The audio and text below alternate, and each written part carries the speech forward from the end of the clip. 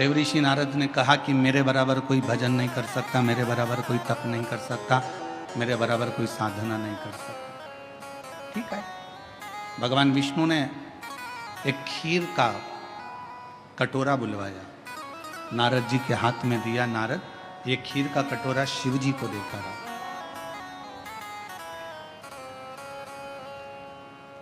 अब नारद जी से कहा कि शिव देवाधिदेव महादेव जी के पास में ये खीर का कटोरा लेकर जाओ, परंतु इसकी खीर एक बूंद भी नीचे नहीं गिरना चाहिए,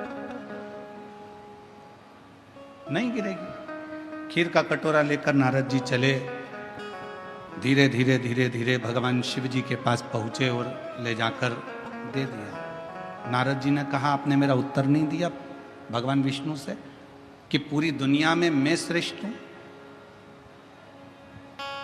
मेरे बराबर कोई भजन नहीं कर सकता, मेरे बराबर कोई कीर्तन नहीं कर सकता, मेरे बराबर कोई मंत्र जाप नहीं कर सकता, मेरे बराबर कोई नाम जाप नहीं कर सकता। भगवान नारायण ने कहा कि एक बात बता नारद, तो खीर का कटोरा लेकर गया था, खीर कहीं गिरी तो नहीं? नहीं नहीं नहीं, नहीं गिरी। ठीक है। कटोरा ले जाते तूने मेरा नाम कितनी बार लिया? देवऋषि नारद ने कहा, यदि नाम लेता तो खीर ही गिर जाती, इसलिए एक बार भी मैंने नाम नहीं लिया। भगवान नारायण ने कहा, नारद तुझसे तो बड़ा संसार में रहने वाला एक मनुष्य है जो दुकान पर जाता है तो मेरा नाम लेता है और आता है तो मेरा नाम लेता है, खेती कर रहा है तो मेरा नाम ले रहा है, कर्म कर रहा है तो मेरा नाम ले रहा है। तो कहा उसने कोई सन्यास नहीं लिया, उसने कोई तपस्या नहीं करी, उसने कोई साधना नहीं करी, उसने अपना घर नहीं छोड़ा, अपनी प्रॉपर्टी नहीं छोड़ी, अपना परिवार नहीं छोड़ा। भगवान नारायण ने कहा, नारद पूरी लिस्ट उठाकर देखना, जिन्होंने घर छोड़ा उनको परमात्मा बहुत मुश्किल से मिला। मीरा अपने घर में रहकर गिरधर को प्राप्त कर ली, संत तुकाराम जी घर में रहकर हरि विठ्ठल को प्राप्त कर लिए, नामदेव जी घर में रहकर भगवान पांडुरंगा हरि विठ्ठल को प्राप्त कर लिए, मुक्ताबाई ने भगवान को प्राप्त कर लिया, रामकृष्ण परमहंस ने अपने परिवार में रहकर माँ जगत जननी को प्राप्त कर लिया, कर्माबाई ने अपने घर में रहकर जगन्नाथ को प्राप्त कर लिया। इस संसार सागर में प्रहलाद भी घर में रहा, भगवान को प्राप्त किया। ध्रुव जी घर में रहे, भगवान को प्राप्त किया। घर में रहकर भजन करने वाले को परमात्मा शीघ्र मिल जाता।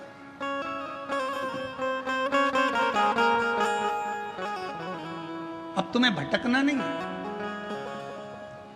और फिर निवेदन करूं मेरी बेजापुर की जीजियों से और मेरे जीजाओं से, मेरी बेटियों से, बेटाओं से, मेरी माताओं से, मेरे पिता तुल्य भाऊ से निवेदन करता हूं, कोई तुमसे कह दे कि तुम अपना घर छोड़ दो, बिल्कुल मना कर देना, मैं नहीं छोड़ सकती।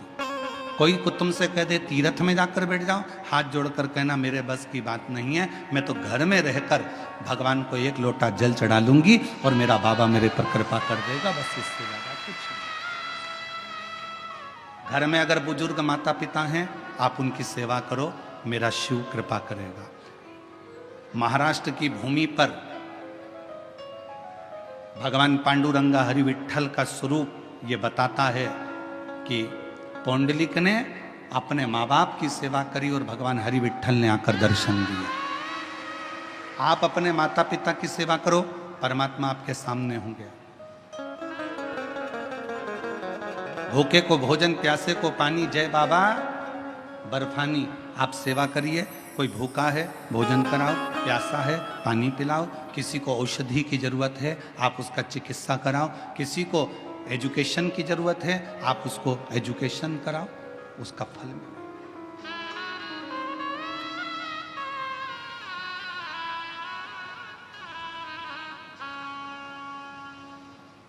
जरूरी नहीं है कि आप किसी व्यक्ति को कोई धन दोगे तो दानी कहलाओगे।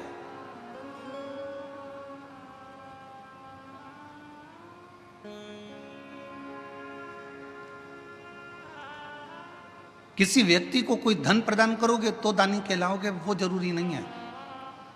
दानी की एक निशानी और होती है, अपने मोहल्ले में, अपनी कॉलोनी में, अपने परिवार में, अपने कुटुंब में अगर कोई को शिक्षा की जरूरत है और उसके पास में एजुकेशन का पैसा नहीं है, अपने धन में से कुछ रुपए निकाल कर उसके कॉलेज की फीस, उसके स्कूल की फीस, उसका ड्रेस, उसकी किताबें, अगर 2-5 साल आपने उस बच्चे का, उस बेटी का हाथ पकड़ लिया और उसकी अच्छी एजुकेशन करा दी, अगर वो बच्चा इंजीनियर बन गया, डॉक्टर बन गया, कलेक्टर बन गया, आईजी, डीआईजी बन गया, कमिश्नर बन गया, तो वो किसी को भूल जाए वो बात दूसरी है, पर जिसने उसको एजुकेशन में साथ दिया उसको जिंदगी भर नहीं भूलता, वो नहीं भूल पाता।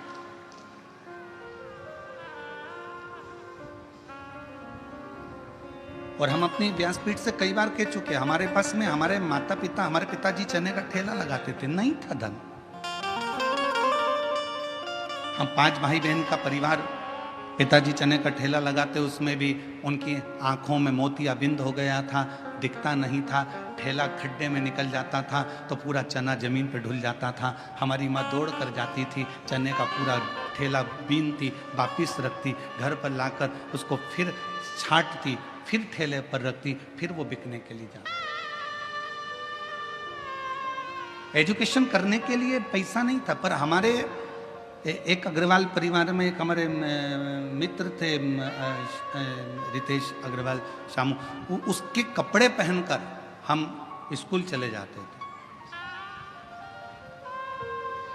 उनकी किताबों से हमने अध्ययन किया, तब जाकर कॉलेज तक पहुंचे। और सब कुछ भूल जाएं, पर जिसने हमारी एजुकेशन के समय पर साथ दिया, नहीं था पढ़ने के लिए किताबें, नहीं था खाने के लिए अन्न, पर जो साथ उस समय पर दिया वो आज तक याद आती है कि उन्होंने हमको पढ़ाई तो करवाई, विद्या अध्ययन तो करवाए, एक एजुकेशन। और हम फिर कहेंगे, आप अपनी बेटी को दहेज देते हो, कितना देते हो, हमें उससे मतलब नहीं है। आप अपनी बेटी को कितना दहेज दे रहे हो, गाड़ी दे रहे हो, बंगला दे रहे हो, क्या दे रहे हो, हमें उससे मतलब नहीं है। पर शिव महापुराण की कथा में हिमालय राज ने अपनी बेटी पार्वती का कन्यादान में कोई दहेज नहीं दिया था। शिव जी के विवाह के समय पर कन्यादान में क्या हिमालय राज जी के पास में गाड़ी नहीं थी, बंगला नहीं था, घोड़े नहीं थे, हाथी नहीं थे, अंबर नहीं थे, पीतांबर नहीं थे, सोना चांदी नहीं था, हीरे रतन नहीं थे, सब कुछ था। हिमालय राज ने अपनी बेटी के कन्यादान में अगर कुछ दिया था तो अपनी बेटी को अच्छी शिक्षा देकर भेजा था, और शिक्षा से बड़ा कोई कन्यादान नहीं हो सकता। एजुकेशन से बड़ा कोई दान नहीं दुनिया में, शिक्षा से बड़ा कोई दान नहीं है।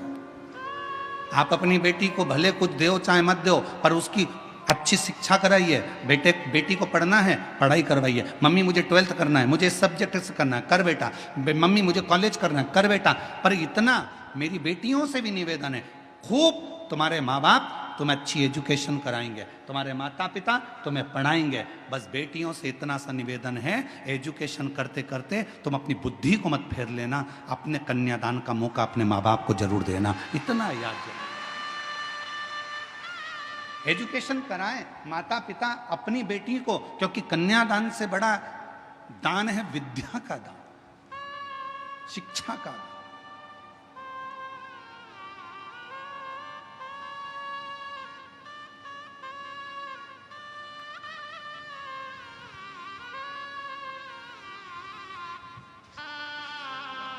कभी हमारे सीहोर में विठले सेवा समिति के पास जाकर देखना, आप लोग जो दान करते हो उनके पास का जाके एक रजिस्टर देखना, जिस रजिस्टर में केवल मध्य प्रदेश के नहीं पूरे भारत के कई बच्चे ऐसे हैं जिनकी कॉलेज की फीस, जिनकी स्कूल की फीस, जिनकी किताबें, जिनके ड्रेस विठले सेवा समिति हर साल दिलवाती और हर साल फीस जमा करके उनको पढ़ाती है, शिक्षा अध्ययन कराती है।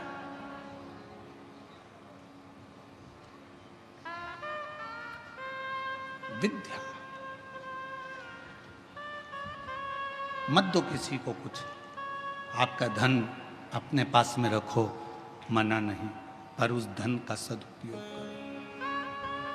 ये शरीर मिला, बहुत अच्छा दिया परमात्मा ने, बड़े सुंदर आप लोग हुए हैं। भगवान ने 2 हाथ भी दिए, 2 पाँव भी दिए, नेत्र भी दिए, श्रवण शक्ति भी दी, जिह्वा भी दी, अपनी एक एक इंद्रियां, 5 कर्मेंद्री, 5 ज्ञान इंद्रिय और 1 मन, 11 इंद्रियां भी परमात्मा ने दिया। ये पूरी इंद्रियां, ये पूरा शरीर जो परमात्मा ने दिया है, इसको सदुपयोग में लगा। व्हाट्सअप चलाते चलाते, फेसबुक चलाते चलाते किसी की निंदा भी लिखी आ जाए तो उस पर कोई कमेंट्स नहीं, नो कमेंट्स, कोई कमेंट्स नहीं। हमने विद्या अध्ययन करी है, हमें भगवान की विद्या, हमने शिक्षा ग्रहण करी है। हमारी शिक्षा में ये नहीं सिखाया जाता कि कोई फेसबुक पर किसी की बुराई करे और तुम उसमें कमेंट्स करो, ये हमारी शिक्षा नहीं बताती। हमारी शिक्षा तो ये बताती है कि जहाँ कोई अच्छा व्यक्ति चल रहा हो, उसके पथ के पीछे चलो तो अपन भी मंजिल तक पहुँच जाते हैं। ये हमारी शिक्षा कहती है, ये हमारी विद्या कहती है।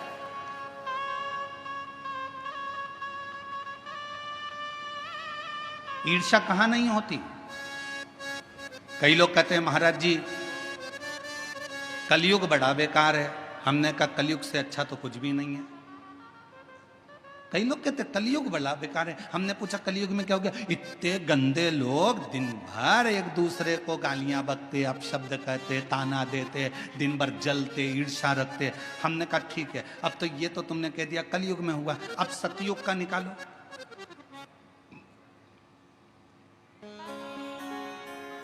त्र्यंबकेश्वर बाबा की कथा निकाल लो, ज्यादा दूर मत जाओ, यही महाराष्ट्र की त्र्यंबकेश्वर बाबा की कथा निकालो।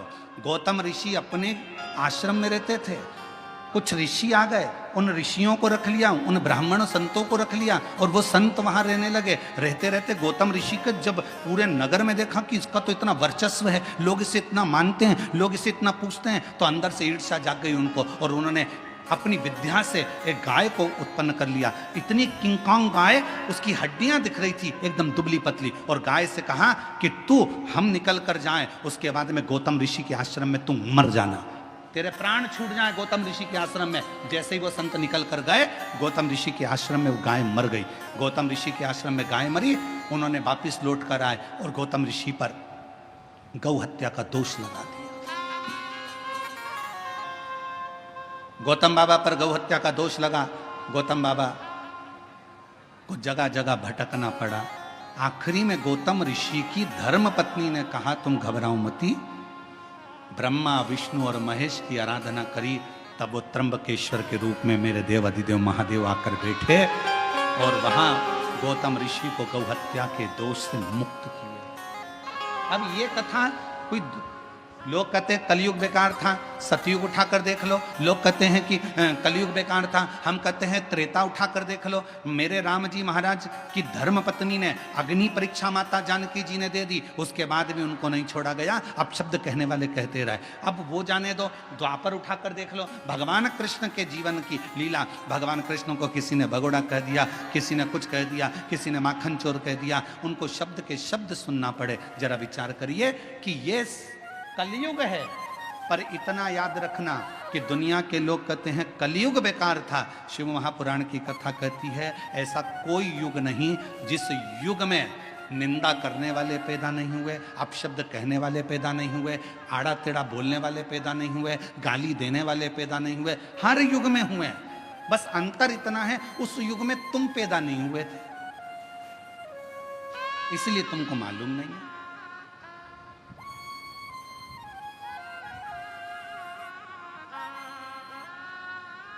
और बची कुची हो तो एक कथा और स्मरण कर लो। भगवान शंकर की नृत्य करती हुई नटराज की मूर्ति किस किस ने देखी है? फोटो या मूर्ति कभी मोबाइल पे या कहीं देखा है? हाथ तो उठाओ जरा, सबने देखा है, रख लो। शिव जी की नटराज की मूर्ति अगर आपने देखी होगी तो भगवान नटराज नृत्य कर रहे हैं और नृत्य करते समय उनके पांव के नीचे एक पुरुष दबा हुआ है। देखा है? जम के तो बोलो, सबने देखा है? आवाज नहीं आई, जम के बोलो जरा। देखा है ना? एक पुरुष जमीन पर लेटा है और भगवान शंकर उस पर नृत्य कर रहे हैं। अब लोग क्या कहेंगे कि भगवान देवादिदेव महादेव, भगवान शंकर, भगवान शिव, ओगड़दानी शंभु एक पुरुष के ऊपर नृत्य कर रहे हैं। कौन था ये?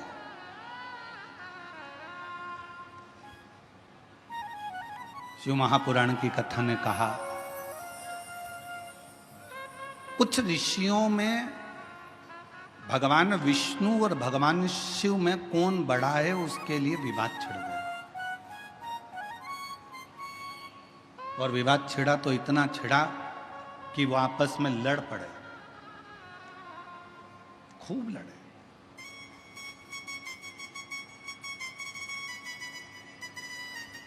इतनी लड़ाई हो गई ऋषियों में, आखिरी में निर्णय ये निकला कि भगवान विष्णु ही श्रेष्ठ हैं। उनकी बुद्धि में ये बैठ गया और उन्होंने शंकर जी को निंदा करना प्रारंभ कर दिया। अब वो शिव जी को व्यर्थ समझने लगे।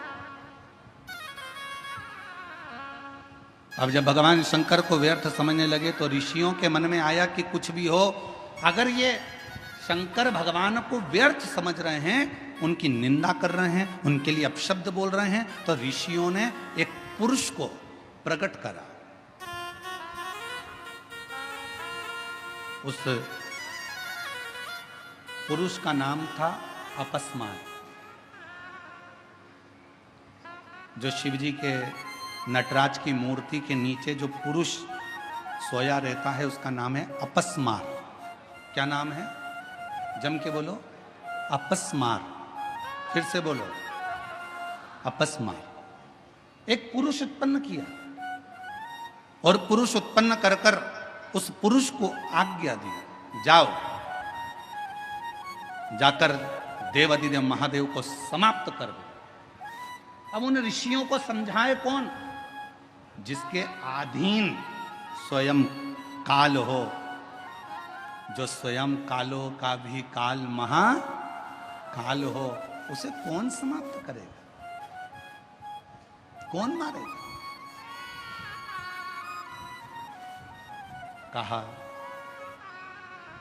ए अपस्मार पुरुष, तुम्हें जाकर भगवान देवादिदेव महादेव का संहार करना है, उनको समाप्त करना है।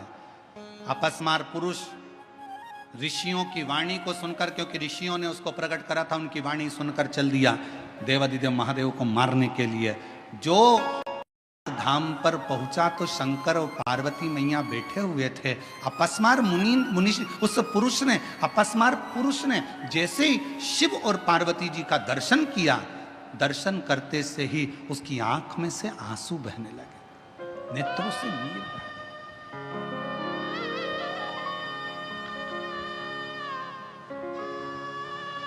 शिव जी का ध्यान चले गया और भगवान शंकर का ध्यान गया। शिव जी ने देखा कि ये पुरुष आया है और हमको देखकर रो रहा है, आंख से आंसू बह रहा है।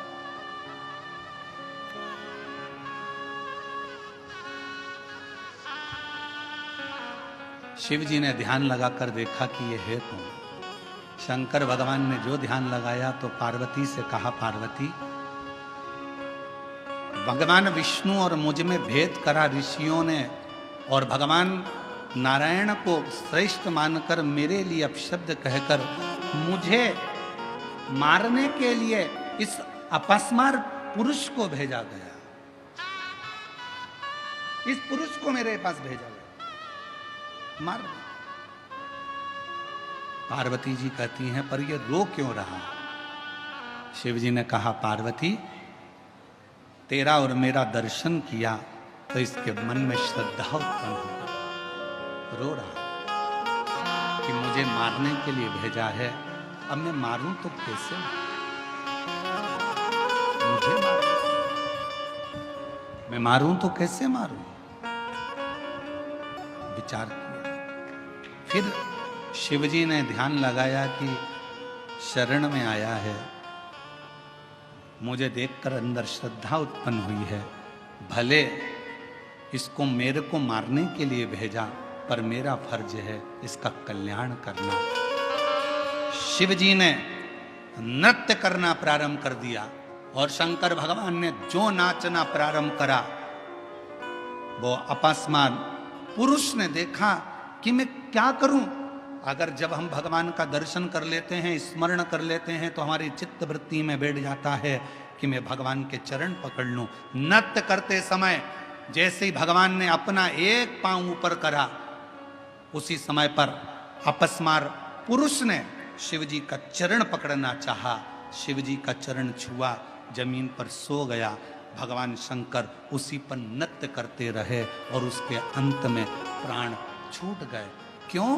क्योंकि शिव पुराण की कथा कहती है उस अपस्मार पुरुष ने भगवान के चरणों को पाना था और शिव के चरणों में ही प्राण त्यागना थे। ये विचार करो,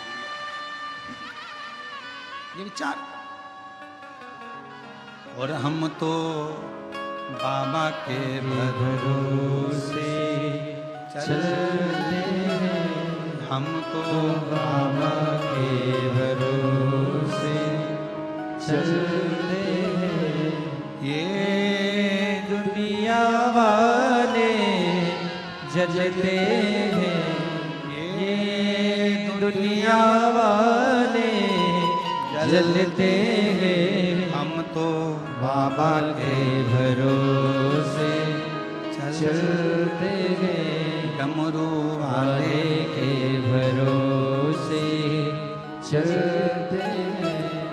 ओ घड़दानी के भरोसे चलते हैं, काशी वाले के भरोसे चलते हैं। उस अपस्मार पुरुष जमीन पर सो गया और भगवान शिव के चरण के प्रहार से आखिरी में उसके प्राण छूटे। असुर था, शिव को मारने के लिए आया था। कोई दूसरे ने पैदा नहीं करा था उसको। ऋषियों के क्रोध ने, ईर्ष्या ने उसको जन्म दे दिया था।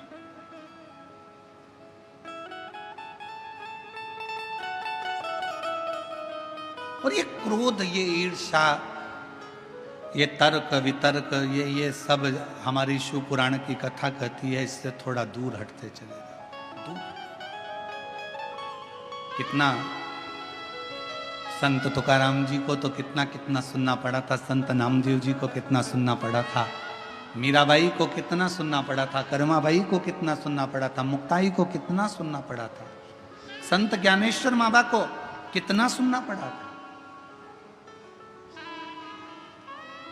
ये कहेंगे, तर्क देने वाले कुछ भी तर्क देंगे, पर किसी से कोई बहस नहीं करना चाहिए। हम शिव पुराण तो यहां तक कहती है, अगर कोई तुमसे कहे, अगर मान लो कोई तुमसे कहे कि हाथी हवा में उड़ता है, तो तुम कह दो हां बिल्कुल सही बात है। बहस मत करो कि हाथी हवा में उड़ ही नहीं सकता। घोर कलयुग चल रहा है, कलयुग में अगर कोई तुमसे कहे कि हाथी हवा में उड़ता है, तो तुम कहो बिल्कुल सही बोल रहे हो। कल हमारे घर के बाहर तार पे टंगा था, हमने खुद देखा। आज के जमाने में बहस नहीं करी जाती है, बहस को समाप्त करा जाता है। कोई तुमसे कहे हाथी उड़ता है, बिल्कुल सही है। कल हमारे घर के बाहर तार पे से निकल कर जा रहा था, ऐसा कूद रहा था, हमने खुद अपनी आंखों से देखा। अगर तुम कह दो नहीं साहब हाथी तो हवा में उड़ता ही नहीं है, नहीं साहब हवा में उड़ ही नहीं सकता है, तो उसको बहस करना पड़ेगी, समझाना पड़ेगा। आज के व्यक्ति को समझाना सबसे कठिन काम। ज्ञानी को समझाया जा सकता है, अज्ञानी को समझाया जा सकता है, पर जिसके अंदर अभिमान भरा होता है उसको समझाना दुनिया का सबसे कठिन काम। ज्ञानी को समझाना सरल है, अज्ञानी को समझाना सरल है, पर अभिमानी को समझाना कठिन है। इसलिए कोई तुमसे कहे हवा में हाथी उड़ता है, तो क्या कहोगे? उड़ता है।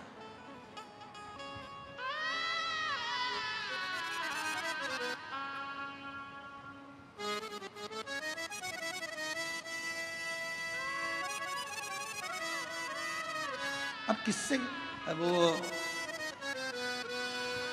हमारे वो आशीष की लड़की है अविका, तो वो एक बार हम उसके पास में बैठे तो ऐसे वो गेम खेल रहे थे, हवाई जहाज उड़, कागज उड़, कपड़ा उड़,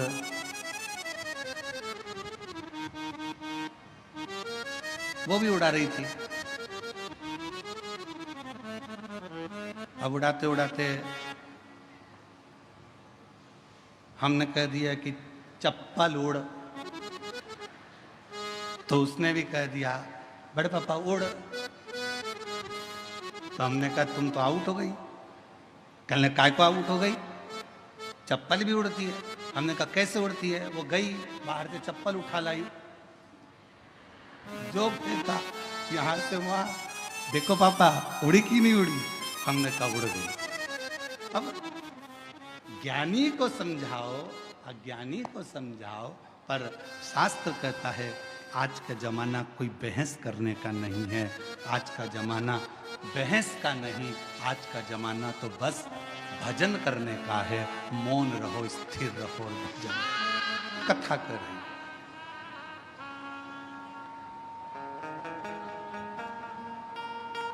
तारकासुर,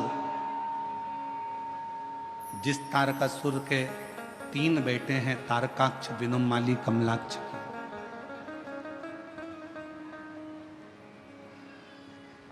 तारकाक्ष, विदुमाली, कमलाक्ष के 3 पुत्र हैं। और जिस समय पर तारकासुर के प्राण छूटने का समय आया, तारकासुर को मारने का समय आया, षडानंद कार्तिकेय जी महाराज का जो प्रागट्य हुआ मां गंगा की 6 धार से, कृतिकाओं ने पालन करा तो नाम कार्तिकेय जिनका पड़ा। उन षडानंद कार्तिकेय जी को तारकासुर के संहार के लिए भेजा गया।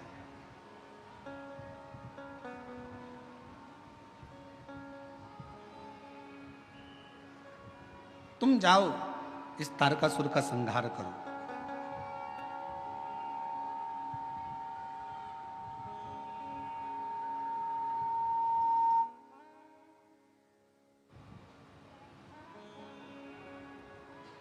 इस तारकासुर का संहार करिए।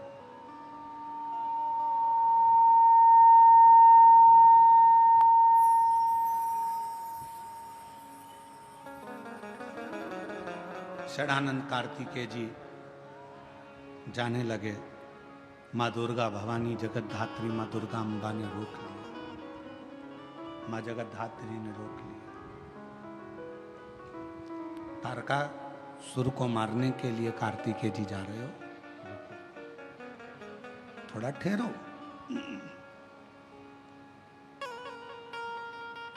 माँ अम्बा ने कहा कि तारकासुर ब्रह्मा जी से एक वर मांगा था, अगर मैं मरूं तो शिव जी के पुत्र के द्वारा मरूं। कार्तिकेय, तारकासुर तुम्हारे द्वारा मरेगा ये निश्चित है, पर बात ऐसी है कि तारकासुर ब्रह्मा जी को कष्ट दिया, सबको कष्ट दिया, पर तारकासुर ने कभी शंकर को कोई कष्ट नहीं दिया। और ये बात हम पहले भी कथा में कह सकें कि शिव जी का संसार में देवता हो, असुर हो, गंधर्व हो, साच हो, किन्नर हो, गंधर्व हो, तारकासुर जैसे कोई भी असुर हो, मेरे शंकर भगवान का दुनिया में कोई द्रोही नहीं है, शिव जी का कोई दुश्मन नहीं, शिव का कोई दुश्मन नहीं।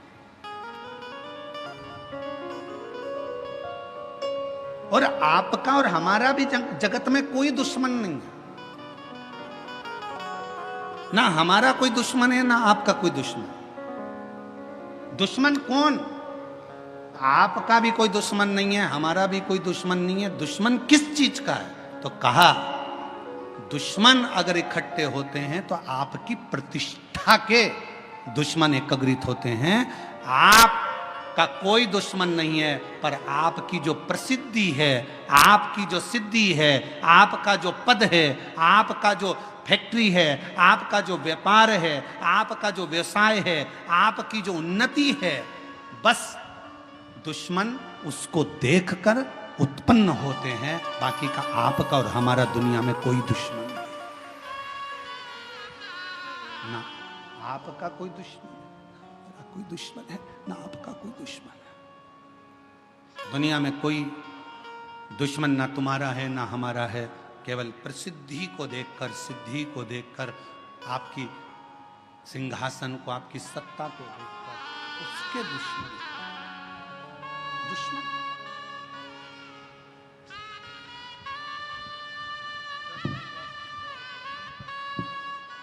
10 साल के बाद हुए। एक बार जोरदार ताली बजाएं दोनों।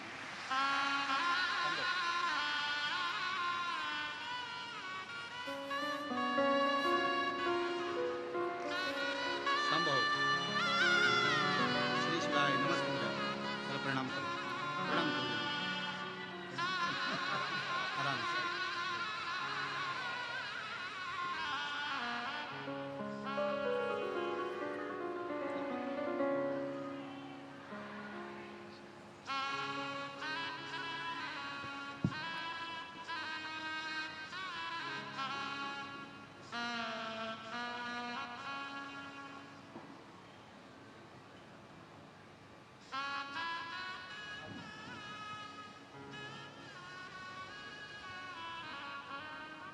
जिस पर भी हो गई तेरी कृपा करुणा वो भगवान,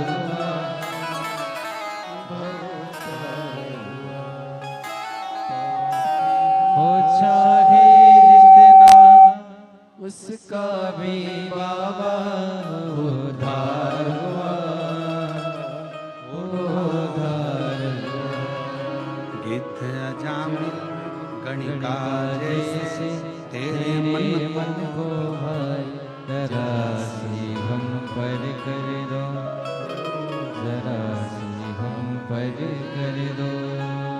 तेरी कृपा का क्या है भरोसा कब किस पर हो जाए, जरा सी हम पर कर दो, जरा सी हम पर कर दो।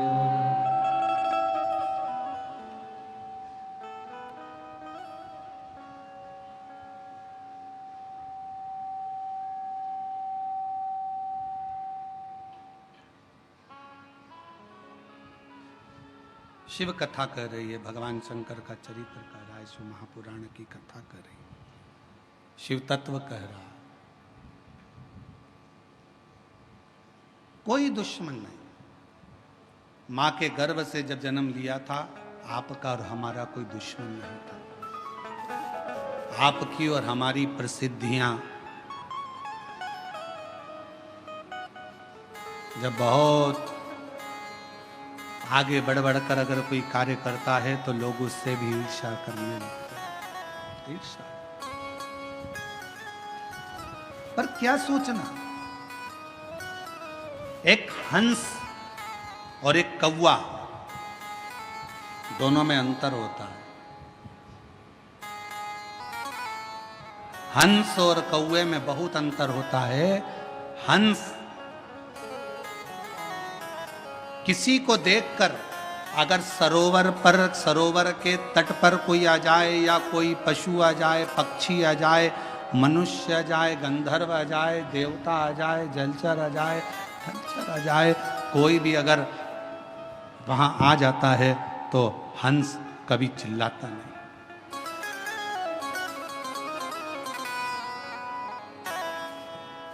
हंस कभी नहीं चिल्लाएगा, आवाज नहीं करेगा।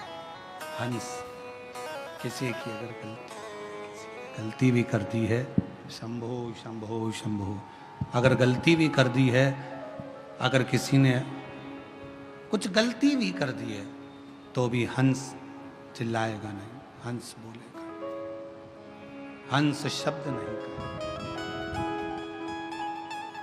क्योंकि वो हंस है। और कौवे का क्या काम है?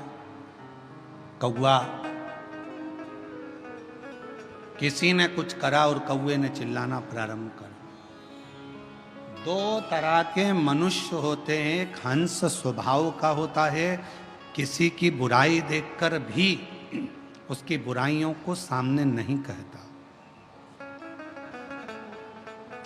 इस शिव महापुराण की कथा में से ये सीख लो, बहू अगर गलती कर रही है तो उसको एकांत में ले जाकर समझाओ, बेटा तुमने ये गलती करी।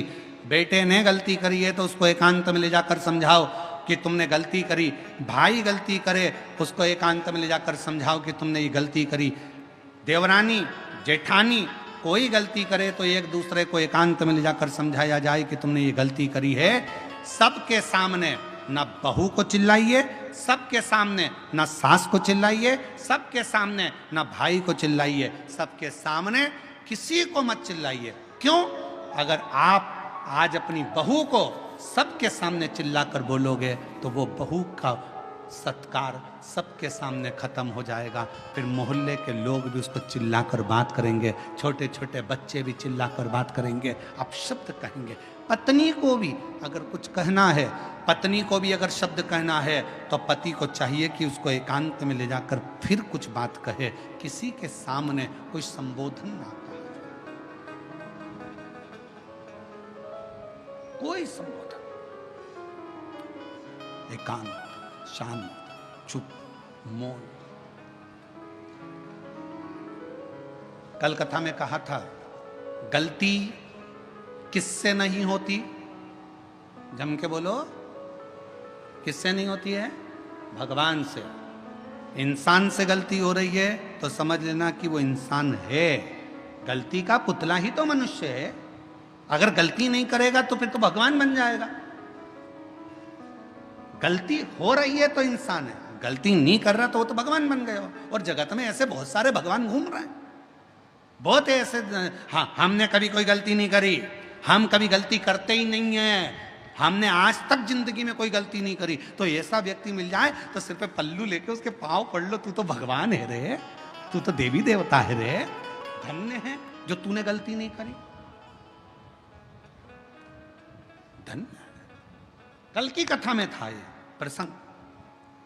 कल की गलती हो रही है, मानव है, मनुष्य है, मानव का शरीर है, करेगा गलती। हंस और कौवे में एक अंतर है, हंस गलती को देखता है तो भी चुप रहकर एकांत में जाकर कह देता है कि तुमने ये गलती करी। हंस कभी चिल्लाकर नहीं कहता, और कौवा एक ऐसा होता है जो कोई गलती करे तो काऊ काऊ काऊ काऊ कर कर कर चिल्ला चिल्ला कर इकट्ठा करेगा, सारे कौवों को इकट्ठा कर लेगा। और वो कौवे भी कुछ नहीं करेंगे, वो भी काऊ काऊ करेंगे।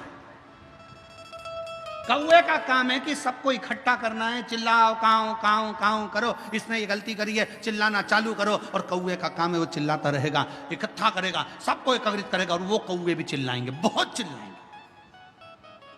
पर निवेदन है, कौवा मत बनना, हंस के झुंड में जाकर बैठना, थोड़ा समझना समझाना।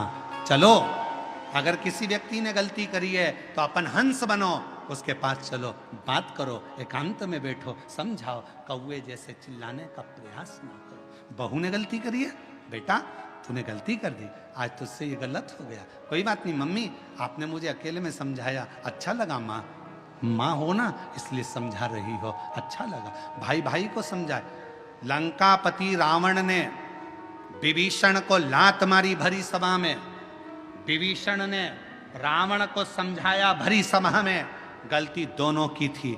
अगर समझाना था तो अपने भाई के पास एकांत में जाकर बैठता, कहता भैया गलती हो रही है, समझने की बात है, समझो तो सही। पर लात भी मारी विभीषण को तो सबके सामने, और विभीषण समझाने के लिए भी खड़ा हुआ तो सबके सामने। एकांत में अगर समझाता तो रावण थोड़ा न थोड़ा समझ जाता, ऐसा नहीं कि नहीं समझता। पर हम सबकी आदत है, हम पहले पूरे नगर में डोंडी पीट देते हैं, उसने ऐसा करा, देख ले तेरी पत्नी को, देख ले तेरी धर्म पत्नी को, उसने ऐसा कर दिया, उसने वैसा कर दिया।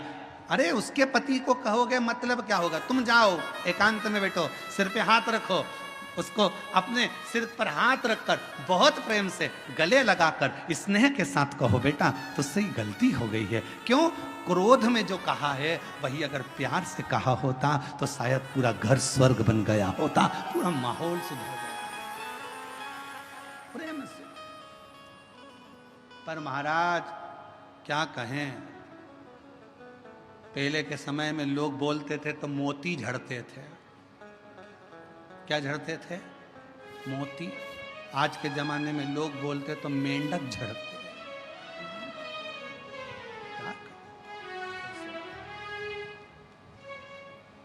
स्नेह करो।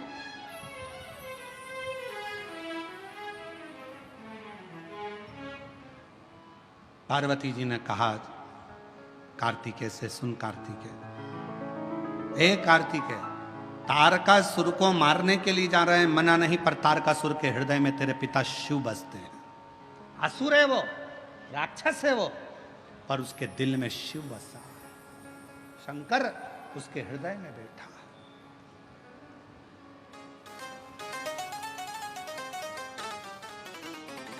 कभी कभी अपने स्मरण करना, एकांत में बैठकर सोचना, विचारना, अपने पर भगवान शंकर की इतनी कृपा कैसे है, तो तुम्हें अंदाजा लगेगा। तुम्हारे जो पिताजी थे, तुम्हारी जो माताजी थी, या तुम्हारे जो बुजुर्ग थे, उनमें से कोई ना कोई शंकर का भक्त था, इसलिए शिव ने करुणा कर रखी है। पिता को जो वचन दिया, पिता ने एक लोटा जल चढ़ाया, पिता ने भूखे को भोजन कराया, पिता ने प्यासे को पानी पिलाया, पिता ने शंकर के मंदिर में आनंद कराया, तो भगवान शंकर ने भी कह दिया कि तुम अगर चले भी गए तो तुम्हारी औलाद की रक्षा करना और उसको धन और वैभव देना हमारी जवाबदारी। उसका नाम कुबेरेश्वर महादेव है, तो देता।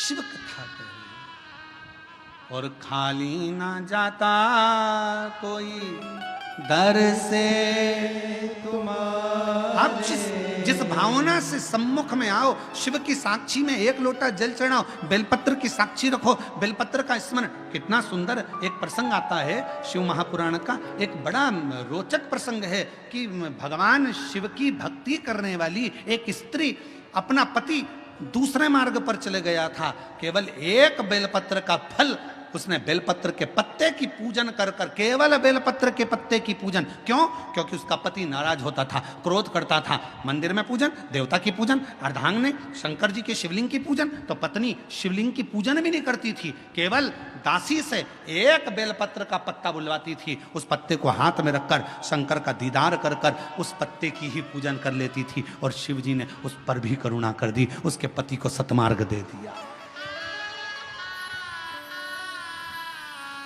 सतमार्ग वो शिव है, साधारण नहीं।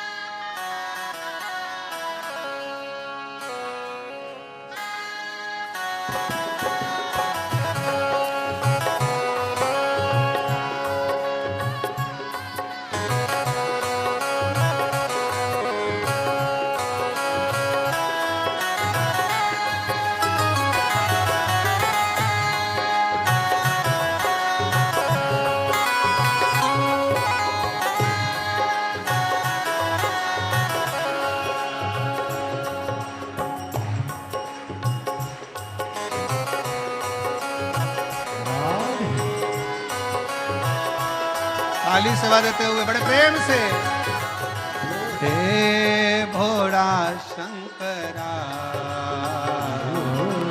हे भोला शंकरा,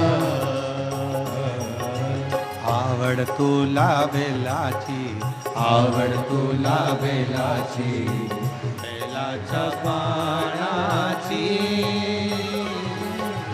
हे भोला शंकरा, शंकरा, हे भोला शंकरा, शंकरा, हे भोला शंकरा, आवडतो लावेलाची, आवडतो लावेलाची, बेलाच्या पानाची, हे भोळा शंकरा, हे भोळा शंकरा.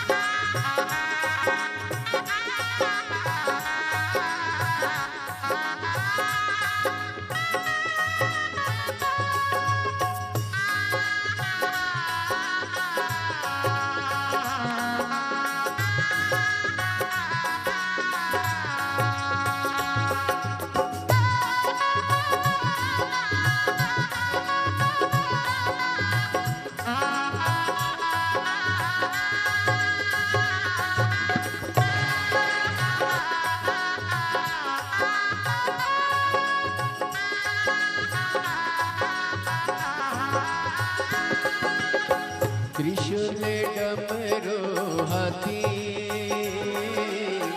संग नाचे पार्वती. हो त्रिशूले डमरू हाथी, संग नाचे पार्वती. हो त्रिशूले डमरू हाथी, संग नाचे पार्वती. हो त्रिशूल डमरू हाथी, संग नाचे पार्वती. आवड तुला बेलाची, आवड तुला बेलाची, बेलाच्या पानाची, हे भोळा शंकरा, शंकरा.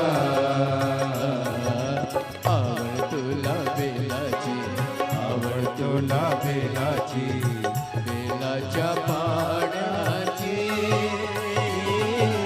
हे भोळा शंकरा,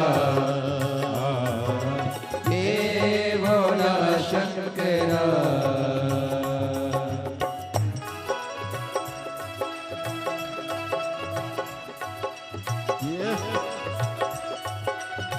राधे शंभो राधे.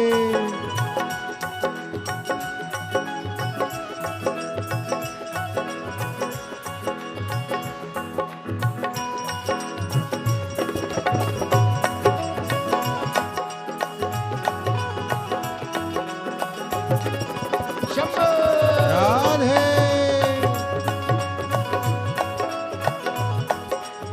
राधे.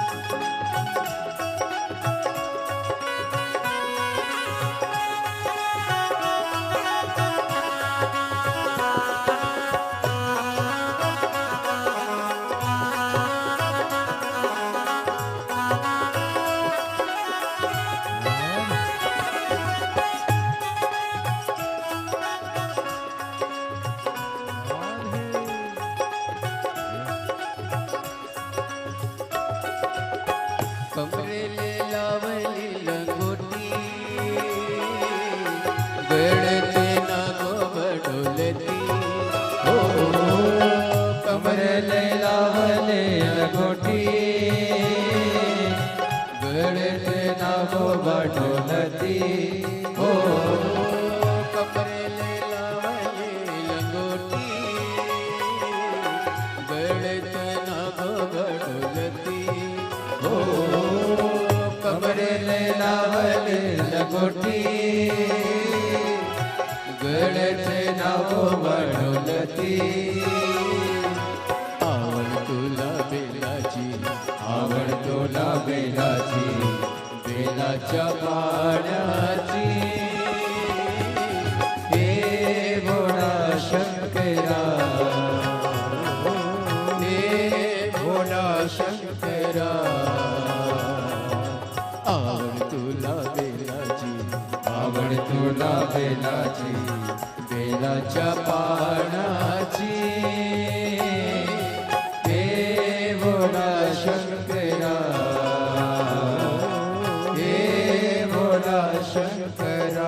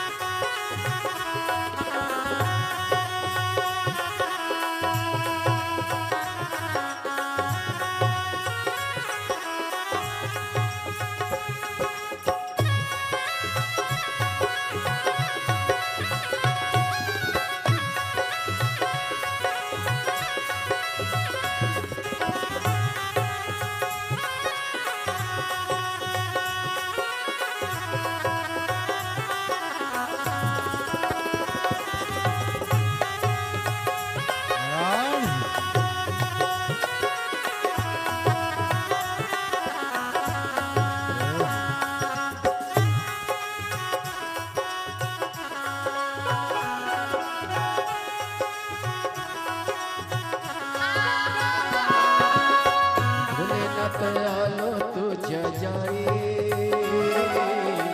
कुठे दिसे ना पुजारी भोलेनाथ आलो तुझ्या दारी कुठे दिसे ना पुजारी हो भोलेनाथ आलो तुझ्या दारी कुठे दिसे ना पुजारी हो भोलेनाथ आलो तुझ्या दारी कुठे दिसे ना पुजारी हो आवड तुला बेलाची आवड तुला बेलाची बेलाच्या पाण्याची हे भोळा शंकरा हे भोळा शंकरा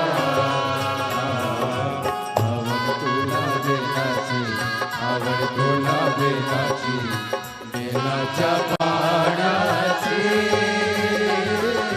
हे भोळा शंकरा हे भोळा शंकरा शंकरा हे भोळा शंकरा शंकरा हे भोळा शंकरा हे भोळा शंकरा हे भोळा शंकरा शंकरा हे भोळा शंकरा शंकरा हे भोळा शंकरा हरे अपने स्थान पर बैठकर भगवान शिव जी से अपने मन का भाव करें, दिल से प्रार्थना करें, विनय करें, निवेदन करें, विनती करें। शिव जी को अपने मन का भाव कहिए, हृदय से प्रार्थना करें।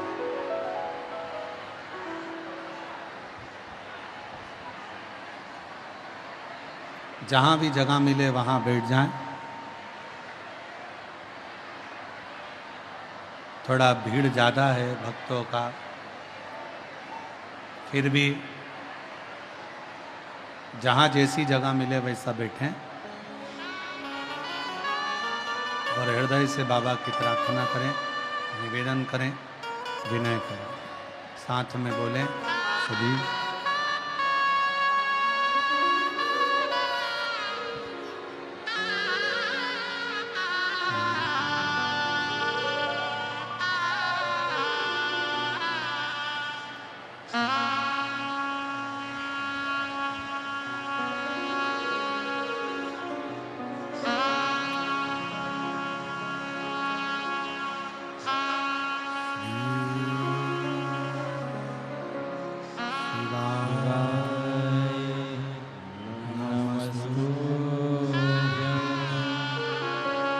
श्री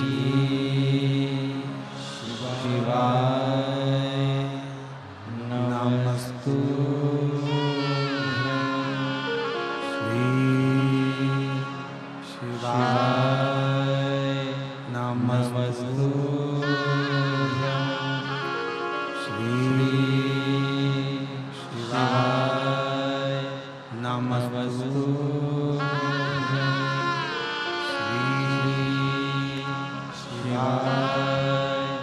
नमस्तुभ्यं। भोला सब दुख काटो हमारा, ओ भोला सब दुख काटो हमारा। शिव शंकर जपो तेरी माला, बाबा जपो तेरी माला। भोला सब दुख काटो हमारा, भोला सब दुख काटो हमारा। देश है मंगल मंगलकारी, देश है मंगल मंगलकारी। शमशान वासी हमारा, शमशान वासी हमारा। ओ भोला सब दुख काटो हमारा, ओ भोला सब दुख काटो हमारा।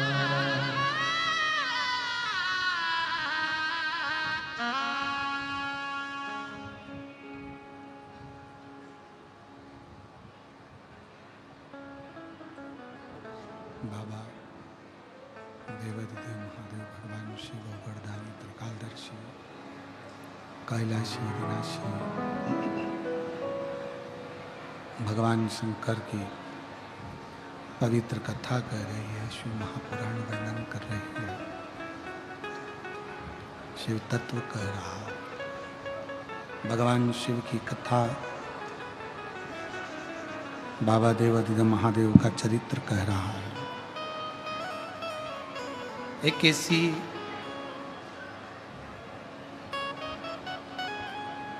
स्त्री की कथा बेलपत्र शिव महापुराण की कथा में आती है। एक अनंत नाम के राजा हुए। उन अनंत नाम के राजा की एक लड़का हुआ, पुत्र, जिसका नाम था दुर्जय।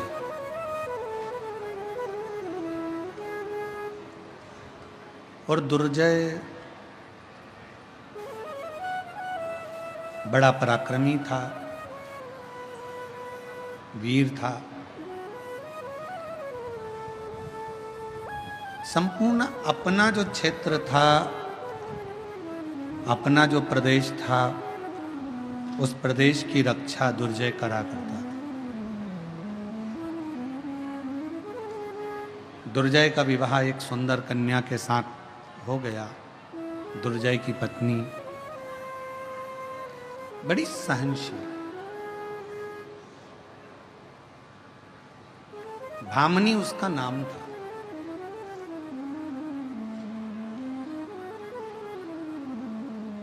और दुर्जय की धर्म पत्नी भामनी भगवान की बड़ी आराधना करते थे, उपासना।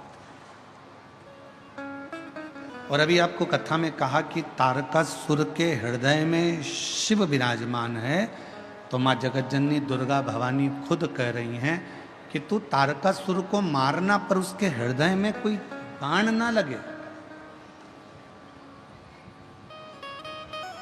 क्योंकि दिल में शिव बसा। और आपको फिर कहेंगे, सबका दिल दुखाओगे वो अपनी जगह पर है, पर कोई शंकर के भक्त को यदि परेशान करोगे, शिव के भक्त के लिए अपशब्द कहोगे, गाली दोगे, ताना दोगे, आड़ा टेढ़ा बोलोगे, तो उसका जवाब शिव भक्त तो नहीं देगा, पर उसका जवाब देवाधिदेव महादेव जरूर।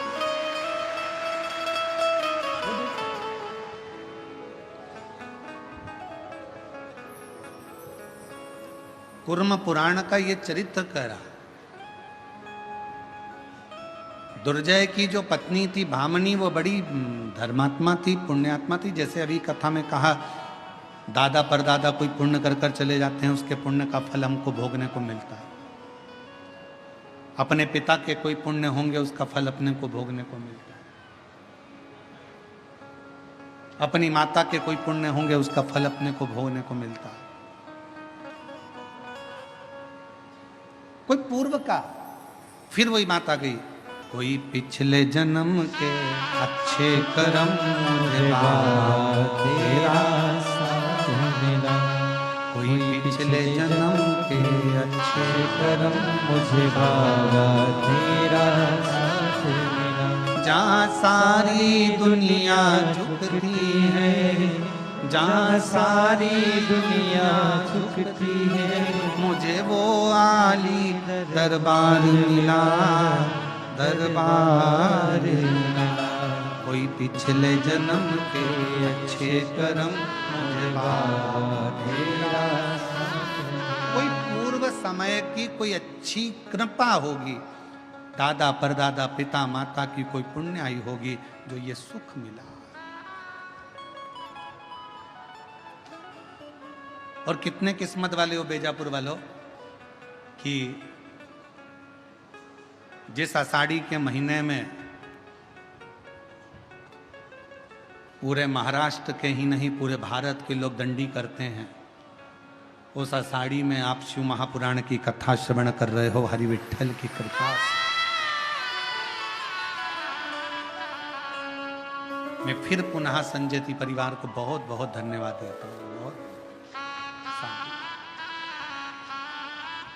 कोई पूर्व का पुण्य हमारा और आपका प्रकट, ये लाखों की भीड़, लाखों की संख्या में आप लोग आए हैं। पंडाल तो क्या, पंडाल के ग्राउंड में भी कहीं जगह नहीं है, लोग गाड़ियों पर चढ़ चढ़ के बैठे हुए हैं। ये पुण्याई है, ये पुण्य।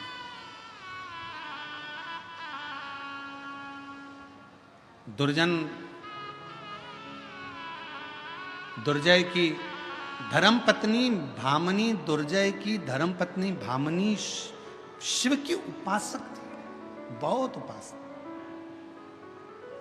पर दुर्जय अपने राज्य को संभालता संभालता संभालता संभालता समय बीतता चले गया। और एक दिन दुर्जय के मन में आया कि मैं मृगा करने के लिए जाता हूँ। कोई हिरण को मारने के लिए, मृगा करने के लिए घोड़े पर बैठ गया, निकल गया।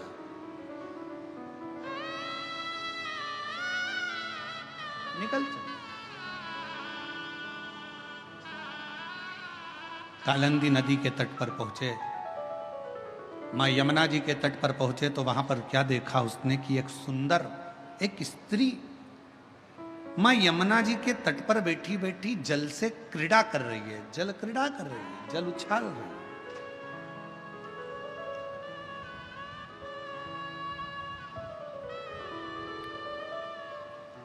जल क्रीड़ा कर रही है, जल उछाल रही है। ये मृगा करने के लिए गया था, धीरे धीरे घूमते घूमते उस स्त्री के पास में पहुंच गया। और दुर्जय जैसे ही उस स्त्री के पास पहुंचा तो उससे पूछा कि तुम कौन?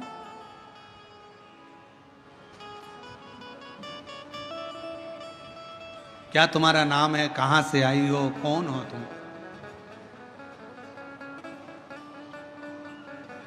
उस स्त्री ने कोई जवाब नहीं दिया। दुर्जय ने फिर पूछा, और शिव महापुराण की कथा यह कहती है कि पर पुरुष अगर कुछ पूछ रहा है तो उसका उत्तर बड़ा सोच कर दो, अन्यथा मौन रहकर अपने गंतव्य की ओर चलो। पहले का नियम कितना प्रबल था, पहले की स्त्रियां अपने पति का नाम तक नहीं लेती थी। अब आज के जमाने में तो आवाज दे के बुला लेती हैं, ए कमलेश। अब कमलेश डिप्रेशन में, चिंता। पहले की स्त्रियां कितनी नगर निगम वाले आए, नगर पालिका वाले, नगर निगम वाले आए और डायरी लेकर, फाइल लेकर आए, सबके घर जाए थे। एक घर में पहुंचे, वहां जाकर उन्होंने दरवाजा बजाया, बेल बजाई, पत्नी निकल के बाहर आई। जैसे ही पर पुरुष को देखा, उसने सिर पे पल्लू ले लिया, पल्लू लिया तो उसने पूछा तुम कौन हो? तो कहा हम नगर निगम से आए। अच्छा, सर्वे करने के लिए? अच्छा, क्या सर्वे करना है? कितने लोग रहते हैं इस घर में? 4। अच्छा, क्या नाम है? मेरा नाम संगीता, बेटे का नाम रामू, लड़की का नाम बिमला। अच्छा, पति का नाम? पति का नाम क्या ले रहे हो? पति का नाम? इतने में उसने कहा नहीं, हम हमारे यहाँ पति का नाम नहीं लेते। तो हम डबल से सर्वे करने थोड़ी ना आएंगे, हमारे पास इतना टाइम नहीं है, मेरे रजिस्टर में चढ़ाना। पति का नाम बोलो। अरे पति का नाम बोलो। फिर उसने पल्लू, अरे नाम तो बताना पड़ता। तुम्हारा पड़ोसी है क्या, ताला लगा है उसके घर में, उधर वाला वो भी ताला लगा। तुम्हारे पति का नाम कौन बताए? मैं तुमको कुछ बताऊंगी, तुम उससे समझ जाओगे। हाँ समझ जाएंगे, बोल तेरे पति का नाम क्या है? तो उसने सिर पे पल्लू लेकर बोला 3 गंजी और 3 गंजी कितनी हो गई? जम के तो बोलो, कितनी गंजी हो गई? 6 गंजी।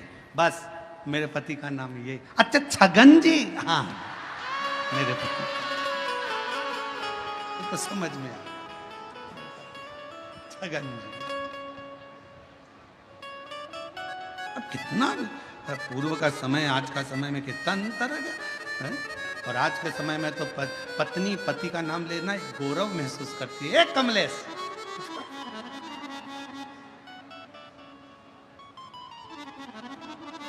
पहले के समय में बहू को अगर अपने पति से कुछ कहना होता था ना, तो डायरेक्ट नहीं कहती थी, पहले सास से कहती थी, सास ससुर से कहती थी, ससुर अपने बेटे से कहता था। आज के ज़माने में तो बहू को कुछ भी कहना है, भरी सभा में लोग बैठे हैं और पति को कुछ भी कहना है, इशारे में आ जाए तो ठीक है, नहीं तो बाजू में जाके कोनी मार के चलो वज्जा। अब दुर्जय की पत्नी बड़ी धर्मात्मा थी, बामनी।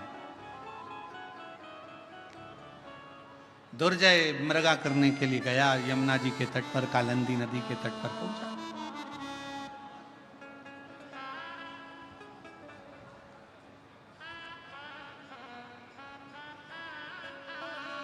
काली नदी के तट पर, कालिंदी नदी के तट पर जैसे ही पहुंचा, एक सुंदर सी स्त्री, नाम पूछा जा रहा है, तुम्हारा नाम क्या है? वो बताती नहीं है। कहां से तुम आई हो? वो भी नहीं बोली, वो भी नहीं। तुम कहां से आई हो, कौन हो? कोई जवाब नहीं। फिर कहा, आखिरी में फिर पूछा कि तुम्हारा नाम क्या है? तो कहा मेरा नाम उर्वशी, अप्सरा। मैं उर्वशी हूं, अप्सरा हूं, देवलोक में रहती हूं, अप्सरा लोक में रहती हूं, यहां आई हूं। ठीक है, बड़ी सुंदर हो आप। सुंदरता का बखान करते करते दोनों में स्नेह बढ़ गया। दुर्जय, भामनी का पति, वहीं पर रह गए। 6 महीने निकल गए, दुर्जय की पत्नी भामनी इंतजार करती रही कि मेरा पति आएगा, पर 8 महीने निकल गए, पति नहीं।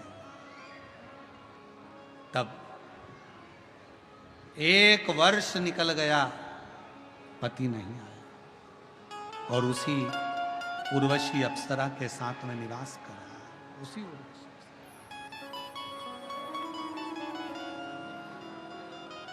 वही निवास कर रहा है। एक दिन भामनी के मन में, जरा ध्यान देना, बेलपत्र शिव पुराण की कथा चल रही है, बहुत सावधानी से सुनिएगा। आज कथा का 6ठा दिवस है। आज की कथा को शिवरात्रि की कथा मानी जाती है, और कल कथा का समय सुबह 8 बजे से 11 बजे तक कथा स्थल पर रहेगा। टीवी पर वही 1 बजे से 4 बजे तक रहेगा। पर जो आज की कथा है उसको अपनी जिंदगी में उतारना जरूर, कि एक बेलपत्री की महत्वता कितनी है, उसको समझिए।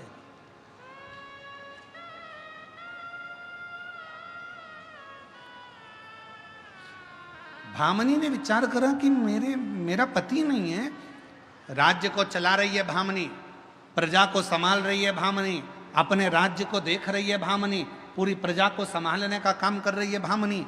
और धर्म पत्नी का सबसे बड़ा एक धर्म और है, धर्म पत्नी का सबसे बड़ा धर्म यह है कि पति के पथ पर पति चल रहा है, उसको बल प्रदान करना। और मान लो पति अगर कहीं उलझ गया है, कोई चिंता में, कोई व्याधि में, कोई टेंशन में अगर पति पड़ गया है, तो धर्म पत्नी का सबसे बड़ा लक्षण है उसको व्हील पावर मजबूत करना। क्यों चिंता करते हो? सब अच्छा होगा, भगवान ने दिया था और देगा, अच्छा समय आएगा, टेंशन मत लो, चिंता करने की जरूरत नहीं है। क्यों चिंता करते हो? किस लिए?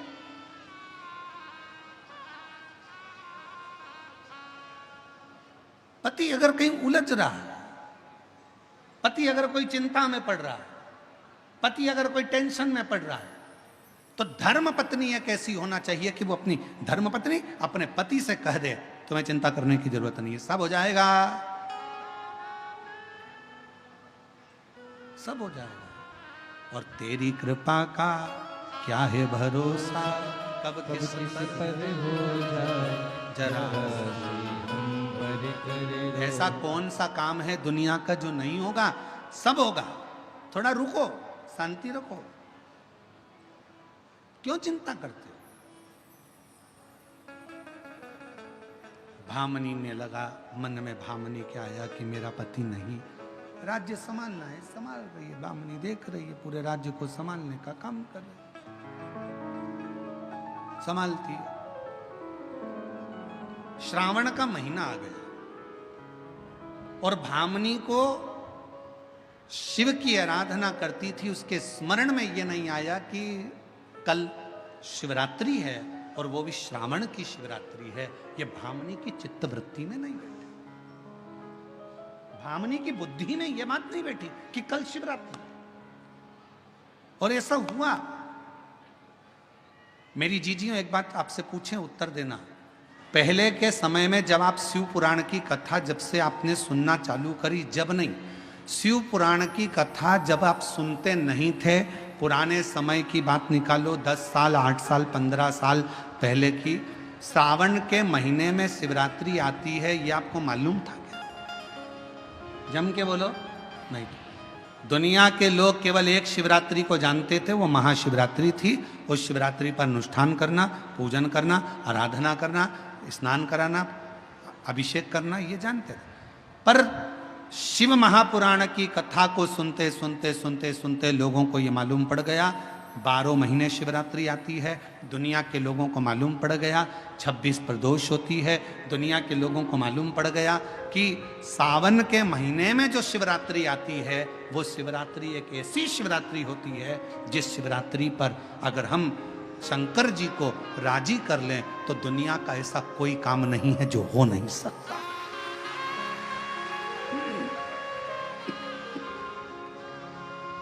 शिवरात्रि,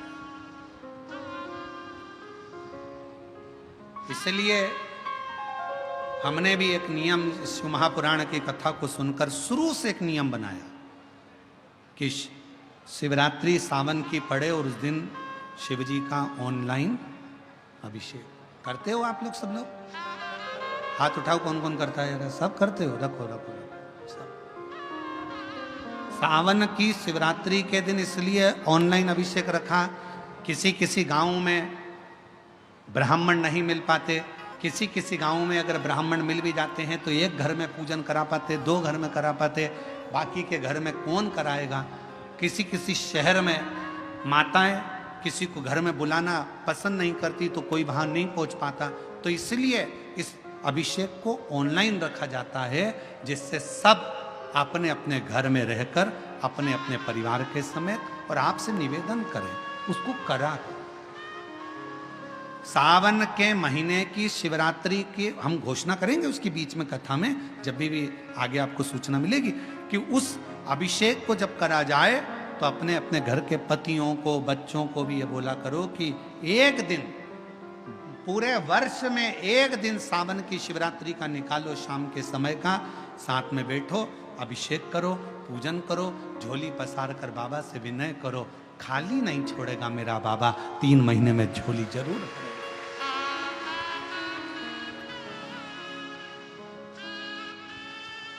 एक पत्र है, देखिए,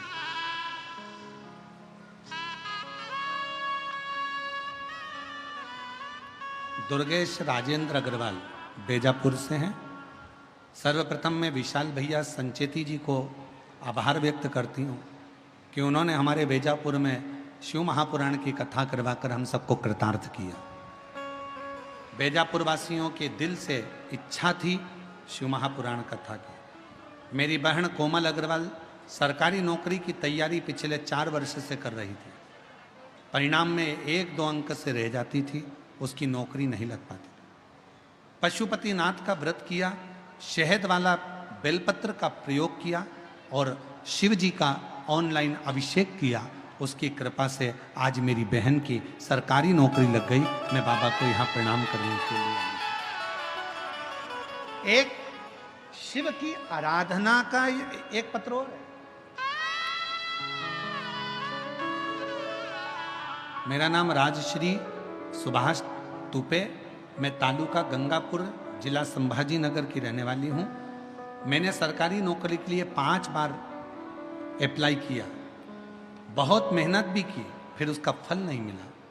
भगवान के ऊपर छोड़ा, किसी के कहने पर शिव के मंदिर जाना, शंकर की आराधना करना, बेलपत्र का प्रयोग करना प्रारंभ करा। बाबा से विनय करती पशुपतिनाथ का व्रत किया और बेलपत्र पर शहद लगाकर चिपका कर गई और बाबा से, जैसा आप कहते हो मेहनत को 4 गुना करो, मैंने अपनी मेहनत को 4 गुना बढ़ाया। आप कहते हो पढ़ाई 4 गुना करो, मैंने रात दिन पढ़ाई करी और बाबा की कृपा से मेरा महाराष्ट्र पुलिस में हो गया और मैं अब जलगांव में नौकरी कर रही हूं। मैं बाबा को यहाँ धन्यवाद देने के लिए। एक शिव कथा कहती है,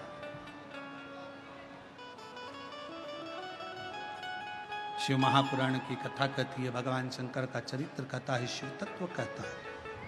एक तो आपकी मेहनत, आपका परिश्रम, दूसरा आपका विश्वास, आपकी दृढ़ता और शिव की आराधना, ये फल देती है, फल प्रदान करती। और शंभो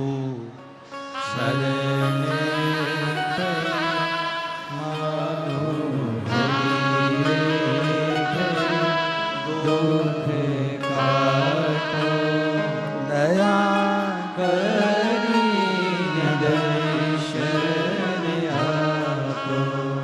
शंभो शरण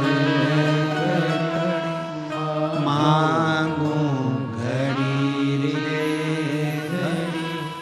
दुख काटो दया करी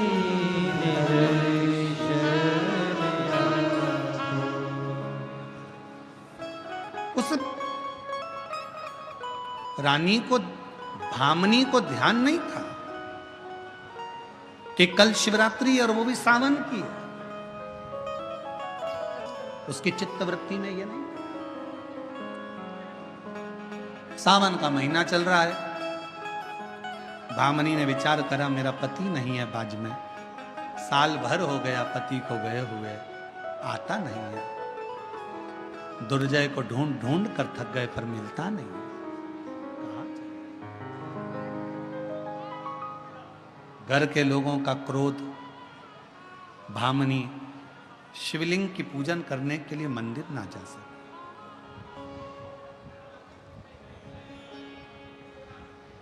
मंदिर ना जा सके।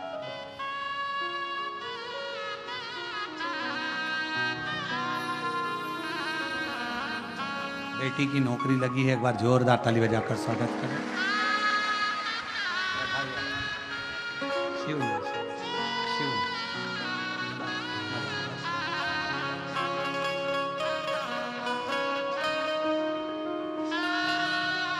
शिव कथा कर रहे। भामनी ने विचार करा कि मैं क्या करूं। घर के लोग मंदिर ना जाने दें, घर के लोग शिवालय तक ना जाने दें। होता है किसी किसी घर में आप लोग जल चढ़ाने के लिए मंदिर जाते हैं, या कोई उपाय करने के लिए मंदिर जाते हैं, या कोई व्रत करने के लिए मंदिर जाते हैं, तो घर के लोग नाराज हो जाते हैं, क्रोध करते हैं, चिड़चिड़े हो जाते हैं। तो हमारा निवेदन है, अगर मंदिर तक नहीं पहुंच पा रहे हो, घर के लोग मना कर रहे हैं, घर के लोग अगर मना कर रहे हैं तो उनकी बात को स्वीकार करो, मत जाओ। अपने घर में जो शंकर का शिवलिंग है उसी पर अनुष्ठान कर लो, उसी पर पूजन कर लो, उसी की आराधना, उसी की। सबके घर में शिवलिंग है? जम के तो बोलो, है छोटा छोटा शिवलिंग? होना चाहिए। घर के अंदर अगर छोटा सा शिवलिंग है तो तुम्हारे यहाँ आने वाली सारी विपदा, घर में कैसा भी वास्तु दोष हो, कैसा भी पितृ दोष हो, कैसा भी कालसर्प दोष हो, और दुनिया का व्यक्ति कितना भी टोना करे, टोटका करे, दुनिया का व्यक्ति कितना भी तुम्हारे लिए चौकी बिठाए, चाहे कितना भी गलत करे, अगर घर में शिवलिंग विराजमान है, किसी की सामर्थ्यता नहीं है कि उस पर कुछ हो सके। शिवलिंग का सबसे पहले के समय में लोग कहते थे कि घर में शिवलिंग है तो सुना मत छोड़ना, रोज जल चढ़ाना जरूरी है, पूजन करना। शिव महापुराण की कथा कहती है, घर के अंदर अगर शिवलिंग है, तुम 2 महीना, 5 महीना, 4 महीना, 6 महीना, 3 महीना, 1 साल, 15 दिन, 20 दिन के लिए अगर मान लो बाहर भी जा रहे हो, कहीं चले भी जा रहे हो, तो चिंता करने की जरूरत नहीं है। शिवलिंग के ऊपर एक चावल का दाना, एक बेलपत्र चढ़ाकर तुम कहीं पर भी चले जाओ, शिवलिंग कभी दोष नहीं देगा, तुम्हारे को बद्दुआ नहीं देगा, कभी नहीं देगा। आप आराधना करिए शंकर की, आप पूजन करिए शिव की।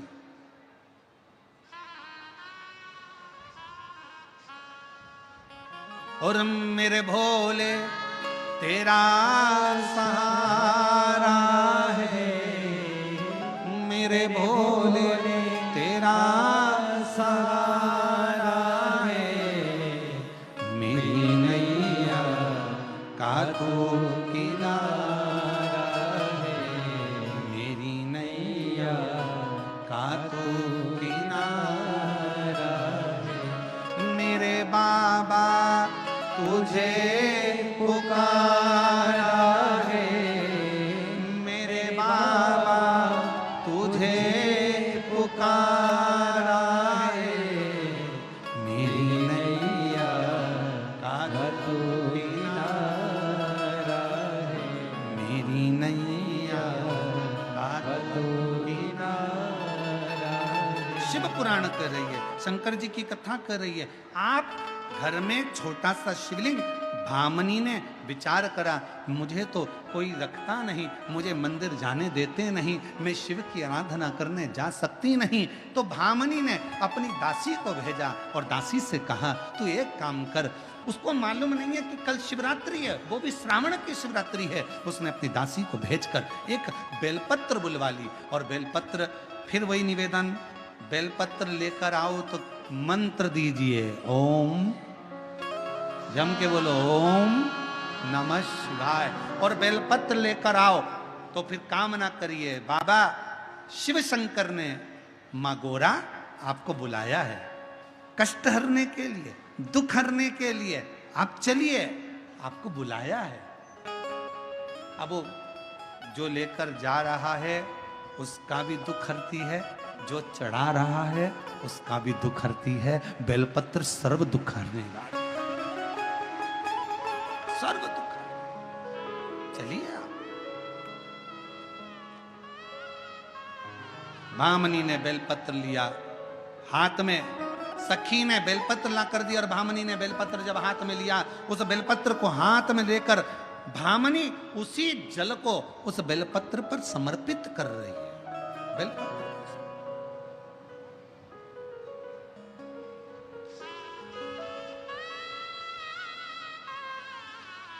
वीर शैव लिंगायत संप्रदाय में, पद्धति में, संप्रदाय में जो उनके गले में शिवलिंग होता है उस शिवलिंग को हाथ में रखकर वो अभिषेक पूजन करते हैं।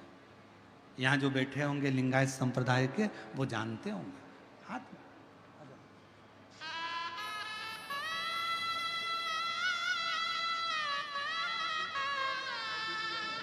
बहुत बहुत बधाई,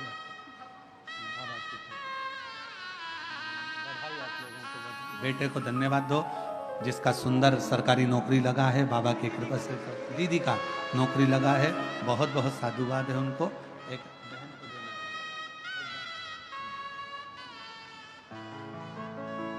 शिव कथा कर रही है। वीर शैव लिंगायत संप्रदाय में शिवलिंग को हाथ में रखकर उसका अभिषेक, उसकी आराधना, उसकी पूजन, उसकी अर्चना करी जाती है।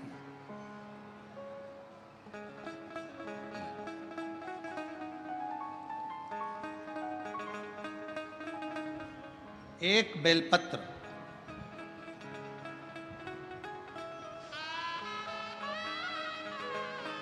सावन की शिवरात्रि, और सावन की शिवरात्रि में एक बेलपत्र जब आपके पास में हो, सावन की शिवरात्रि में एक बेलपत्र यदि आपके पास में हो, तो सावन की शिवरात्रि पर एक बेलपत्र को अगर आप स्पर्श कर कर भी अपने मन की कामना कर कर शिव जी को अगर समर्पित करते हो तो ये निश्चित है मेरा देव अधिदेव महादेव आपकी मन की कामना पूर्ण करता है। बोल बम का नारा है, जम के बोलो बोल बम का नारा है। हर हर महादेव। शिव भामनी ने बेलपत्र को हाथ में लेकर उसी का अभिषेक, उसी का पूजन, उसी की आराधना, उसी की अर्चना कर, उसी की और अर्चना आराधना कर कर भामनी ने वो बेलपत्र अपनी सखी से कहा, इसको ले जाओ शिव को समर्पित कर। मेरे घर के लोग मुझे मंदिर शिवालय ना जाने पहुंचने लगे।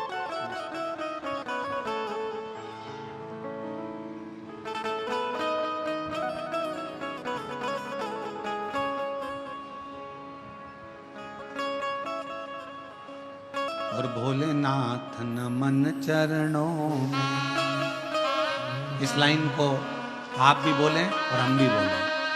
भोलेनाथ नमन चरणों में स्वीकार कीजिए, सबका किया है मेरा भी उद्धार कीजिए, उद्धार कीजिए।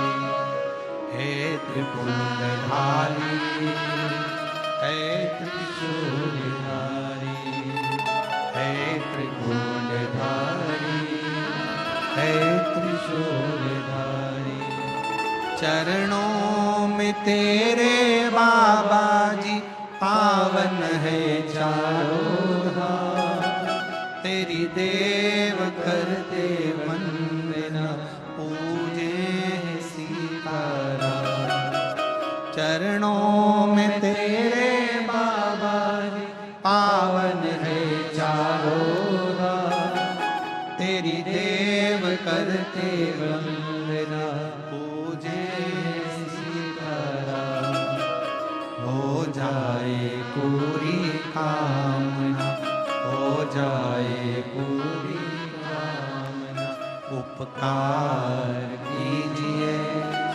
सबका किया है, मेरा भी उद्धार कीजिए, उद्धार कीजिए।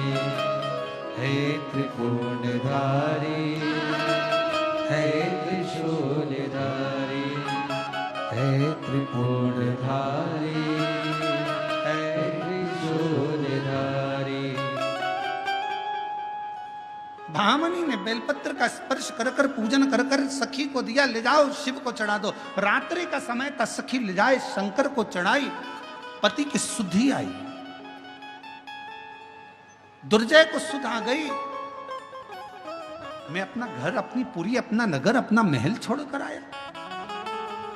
उर्वशी को हाथ पकड़कर कहा, हे सुंदरी उर्वशी, तुम अप्सरा हो, तुम्हारे साथ में रहते रहते मुझे 1 वर्ष से ज्यादा हो गया। मैं अपनी पुरी को, अपने नगर को, अपने महल को भूल गया था। मेरा मन कर रहा है कि मैं एक बार अपने नगर में, अपनी पुरी में जाऊं।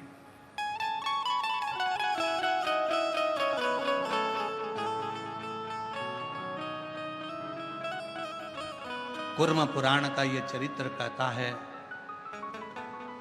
शिव महापुराण की यह पवित्र कथा का आनंद कहता है, मुझे अपने नगरी की याद आ गई, जाऊं चलिए। उर्वशी ने रोका, तुम मुझे छोड़कर जा रहे हो, मैं तुम्हें नहीं छोड़ना चाहती। तभी दुर्जय ने कहा कि मैं वापिस आऊंगा। उर्वशी ने कहा, तुम्हें वापिस आना पड़ेगा, तुम सौगंध खाकर जाओ और वचन देकर जाओ कि तुम आओगे मेरे लिए। कहा ठीक है, मैं आऊंगा। दुर्जय चला गया, घर पहुंचा। भामनी ने देखा कि मेरा पति आया है, उसके चरणों को प्रणाम कर कर कहा, स्वामी 1 साल से ज्यादा हो गया, 1 वर्ष के बाद आ रहे, कहां चले गए थे? चेहरा उतरा हुआ था, लज्जित सम्मुख था। कैसे बताऊं अपनी पत्नी को कि दूसरी एक अप्सरा के चक्कर में मैंने तुझे त्याग दिया था?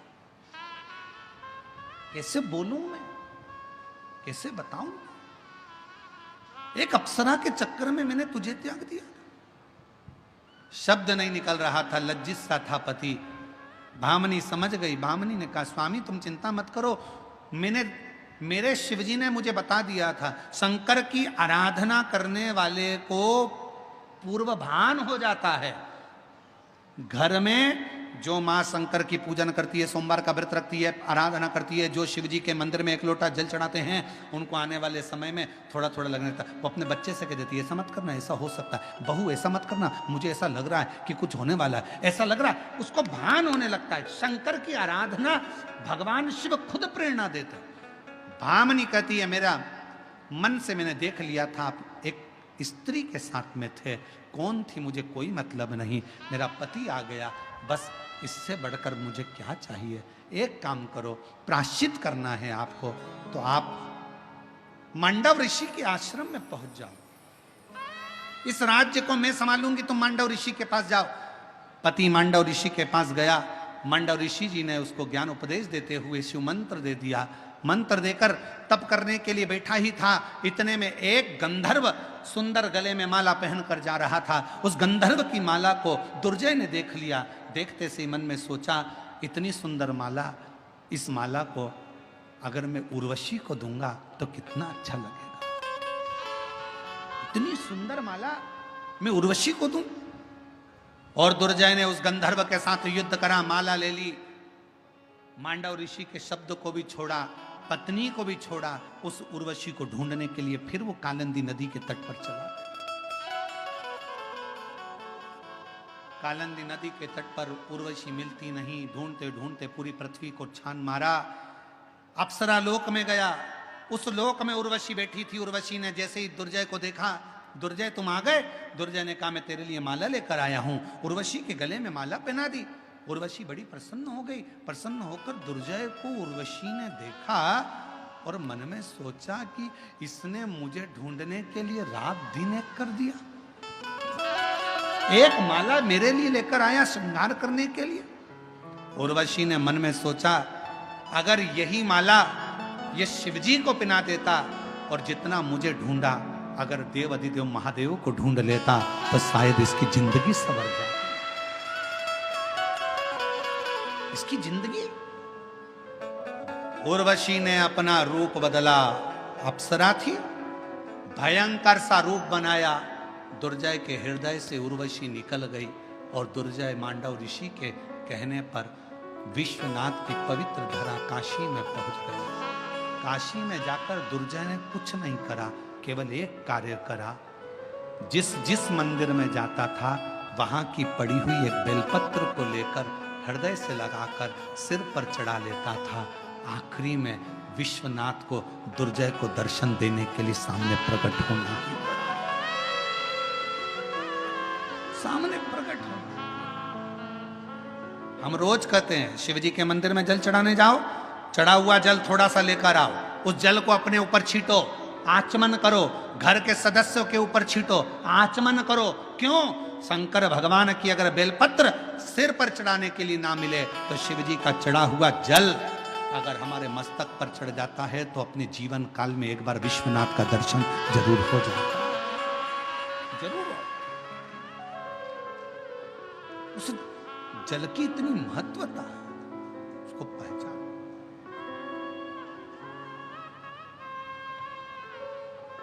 विश्वनाथ का दर्शन हुआ। दुर्जय, तुम अपना नगर छोड़कर आए, जाओ।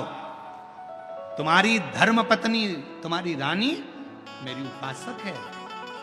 वो शिवलिंग तक नहीं जा सकी, मंदिर तक नहीं पहुंच सकी, पर एक बेलपत्र की आराधना कर कर उसने तुम्हें प्राप्त करा। एक बेलपत्र की आराधना कर कर तुमने मुझे प्राप्त करा। मैं वचन देता हूं दुर्जय, जो बेलपत्र के एक पत्र को भी भूलवश भी अगर मेरे शिवालय पर समर्पित करेगा और उस पत्र को अपने मस्तक से स्मरण करेगा, शिव कहते हैं मैं स्वयं उसके दुख को हरने के लिए उसके दरवाजे तक पहुंचूंगा। वो बेलपत्र